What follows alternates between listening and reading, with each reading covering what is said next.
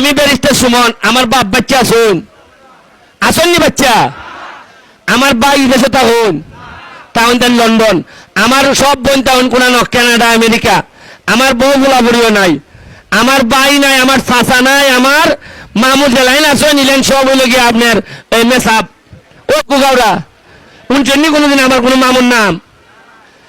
এর বড় আমি যে আপনারা কিছু লোক লইয়া চলে এরা কিলায় আত তুলে লাগছে, কিলায় ওই কিতা কয় হারভেস্টার মেশিন কিনে লাগছে।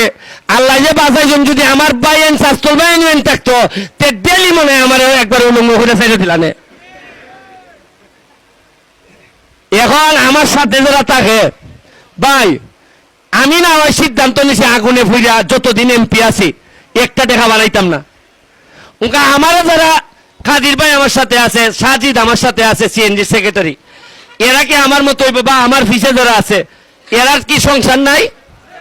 এরা কি একটা কোন না আবেদন করলে অসুবিধা আছে? এই আবেদনে এরা করতে পারতো না। আর হবিগঞ্জের কিছু লোক এরা আমরার সম্পদ খায়।